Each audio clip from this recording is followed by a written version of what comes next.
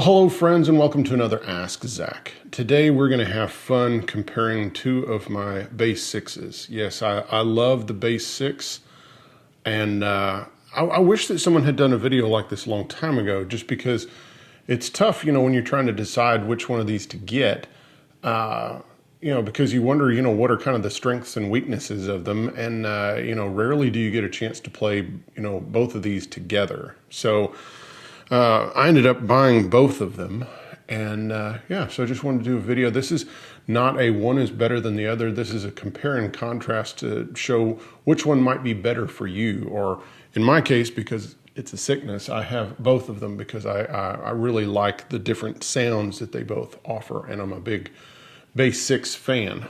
All right, so while you're thinking about it, well, please go down in the corner and hit subscribe if you've been enjoying the channel. If you've already done that, then I really appreciate you supporting the channel, because that's what keeps the content going. So first off, there's tip jar information in the description, or you can go to askzach.com, and there you can find merch like this t-shirt or a mug, or you can find out about Friends of Ask Zach, which is a way to support the channel on a monthly basis. And also, we'll soon be getting exclusive content, and you get the episodes early, and that's just $10 a month. So, all right, guys, well, let's dive in. All right, so let's start with just a little basic history. So the Bass 6, and let's just clear something off. These are not baritones. Baritones have a shorter scale length. This has a 29 plus inch scale length, and this has a 30-inch scale length. These are not baritones. These are Bass 6s. Baritones will have a scale length of around 27 to 28 inches and are tuned A to A or B to B. These are tuned E to E. Now you can compromise on these guys, and you can string them up and tune them up like a baritone, but it's not the most ideal situation, because these are really designed, the scale length and everything, to go E to E. So, and I'm going to call them Bass 6s, because that's what they were both called. So the Danelectro came out with their Bass 6 in around 1956-57, and it quickly became kind of a studio instrument of choice in Nashville first. And part of this is just, I think it has to do with locality, and as things kind of moved across the country, from New Jersey to Nashville and finally over to Los Angeles. So the Nashville guys kind of picked up on the Danelectro early on, and I was told that part of it was actually just to give another guitar player a job, because in the 50s, the bass player would have been playing an upright bass. And because of the limited capabilities of the speakers that were in cars and stereos and limited recording techniques, they couldn't really get the deep bass and also the attack of it. So Nashville guitar players found out that they could use this and double the bass line, and that way you could get that click sound, and it gave a gig to another guitar player. So, and then it kind of continued across the country, and it made it over to LA, and it started being used there also. Now, while in Nashville it was more of a doubling the bass kind of thing, it was used melodically some also. In Los Angeles, it got used both ways. A good early example is Lonely Surfer, Jack Nietzsche. I mean, that's a really neat example. Or there's all sorts of Beach Boy tracks that feature the Danelectro. Now, Fender came on in the early 60s with theirs, and the way he ended up making his was he saw Harold Bradley, who was one of the top Nashville session players, using a Danelectro. Of course, Leo was a big country music fan, and he'd come to Nashville for different country music events, and he saw Harold Bradley, playing a Danelectro, Bass 6, and so of course Leo Fender said, I can improve upon that, and that's what the Bass 6, the Fender Bass 6 was. It was Leo's take on the Danelectro, but done Fender style. So let's just talk about the spec differences between the two?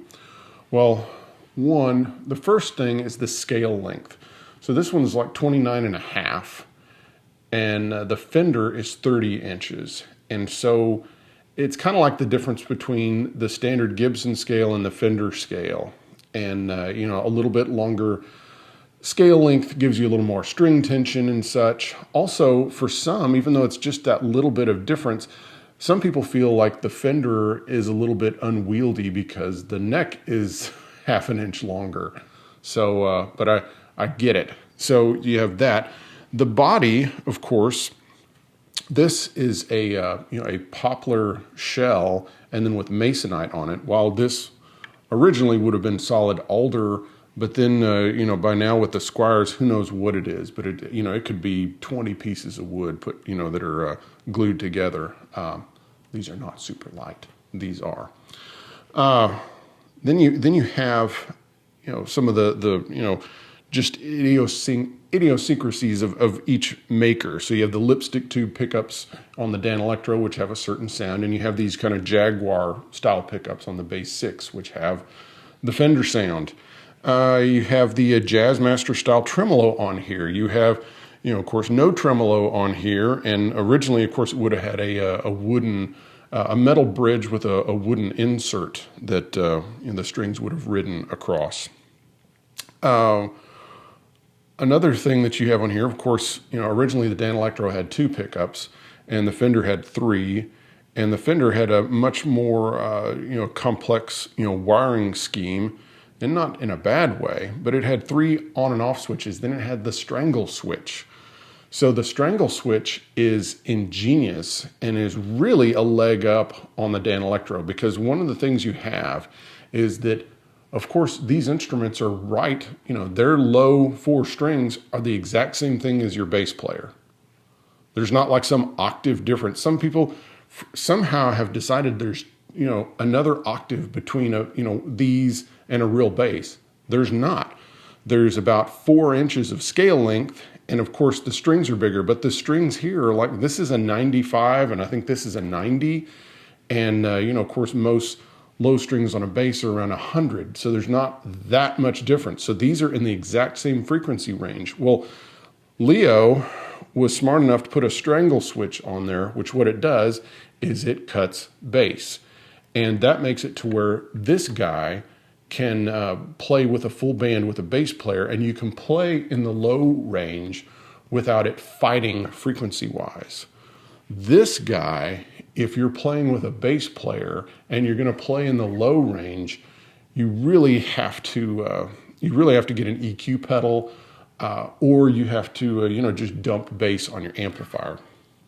So, all right, let's kind of move on to sounds and such. I'll just play some examples, and I'll play it on each instrument. And we'll start with the Fender.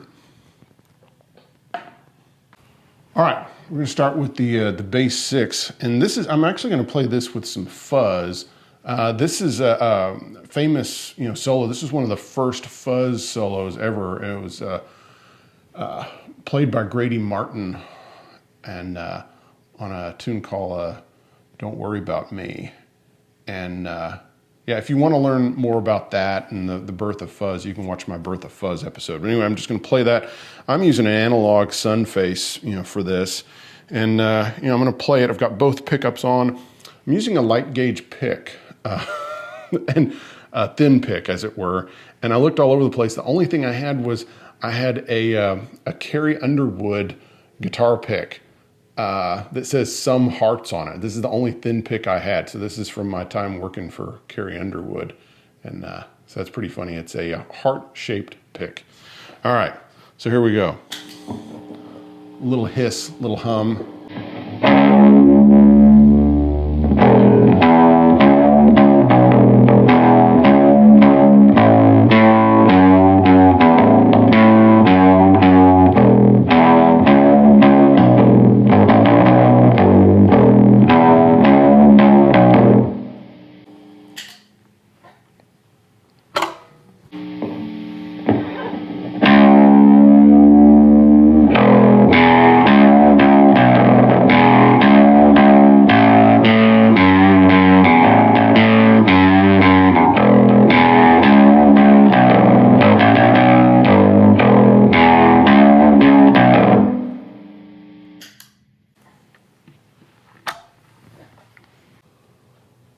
Okay, this is a little take on a Glenn Campbell thing.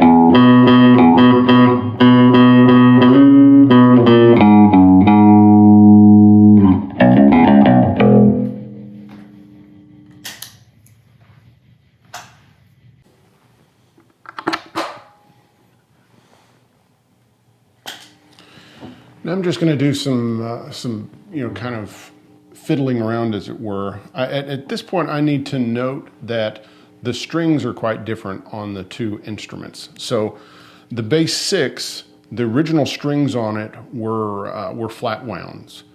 And so even though this instrument came with round wound strings on it, I put flats on it. So I got labella flats, and that's what's on it now. The only modification I had to do to the instrument was I had to cut this intonation screw short so that I could get enough travel to move it. But that's the only thing I've done. So I'm just going to mess around a little bit. I'm going to chord. I'm going to use the vibrato bar on it just so you can hear that.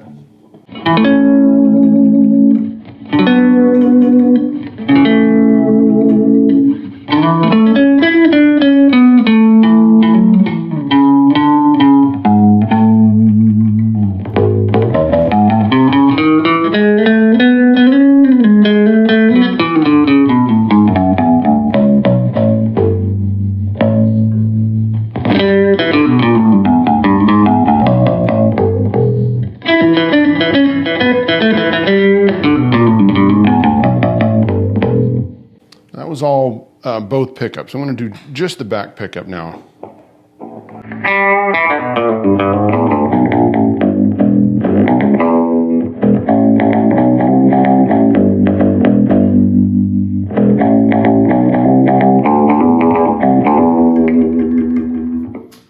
Also, I need to show what this has over the Dano. Besides the tremolo bar, is the strangle switch. So I'm going to put both pickups back on, and so here you can see what it does.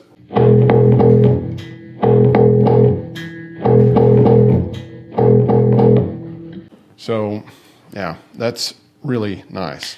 Okay, let's move over to the Danelectro for me to fiddle around on it. On this instrument, they came with round wound strings, and all round wound, tuned E to E. And I'm normally a Diodario guy, but Diodario doesn't make a set specifically for this instrument, and Ernie Ball does. So I'm going to plug them for this. This is their 6-string bass guitar slinky set. It's set number 2837. And I'll put a link in the description if you want those. But these are specifically for the Danelectro. They don't work on the Fender. So these are very specific strings. So if you have a Danelectro, if you want to do E to E, these are the ones to get. All right, little fiddling around.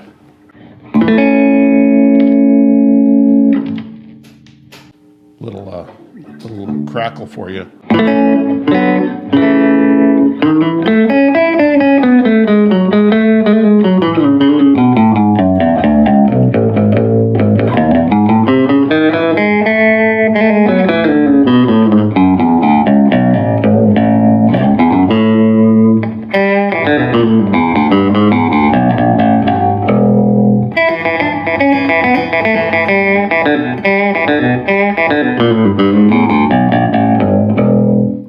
That was both pickups. So I'm going to give you just the back pickup now.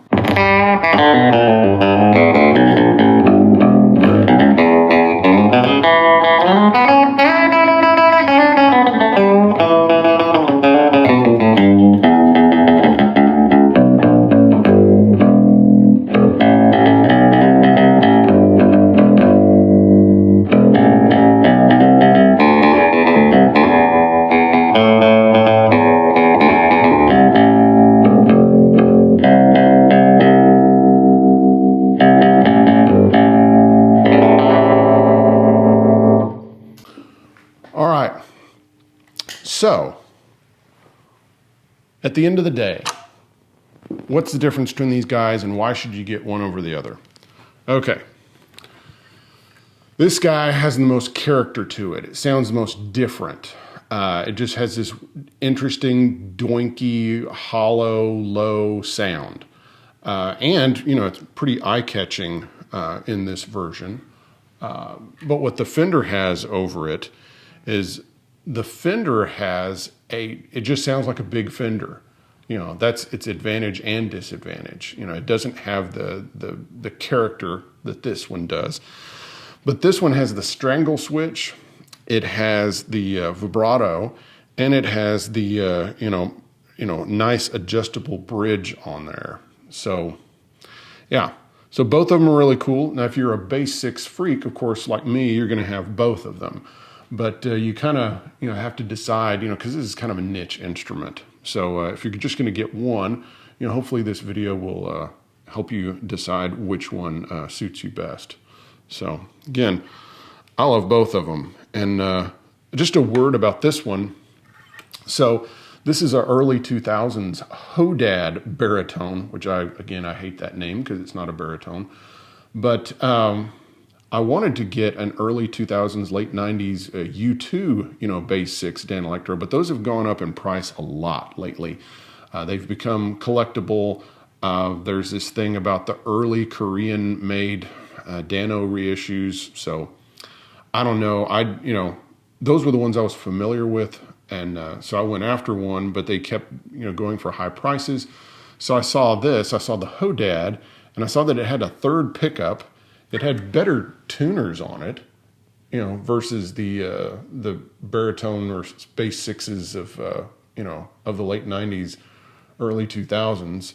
And it was the same construction, same, masonite, same neck, same everything. The only difference was it had a third pickup, had an adjustable bridge, and then it had a better wiring, thing. It has kind of a rotary switch that allows you to get all the sounds you'd get with a 2 pickup model and more. So anyway, and this was cheaper. So while, the U2 shaped ones were going for like $800, these are going for, $400 to $600. So, I wanted to save the money. These are, sometimes they can have some quality issues, and also some of them just kind of aged some. So this one I bought and the ground wire was disconnected. I had to reconnect it internally. The bridge was caving in and I couldn't do anything for that. So I just raised the saddles in the middle.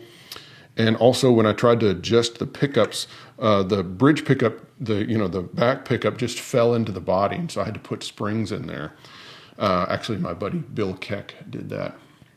This instrument has had no problems and had no issues at all. And it's just of a higher standard of building, even though it's done in like Indonesia. Still, I think their QC is better. So there you have it. All right, guys. Well, I hope you've enjoyed today's episode, and I'll see you next week. Bye-bye.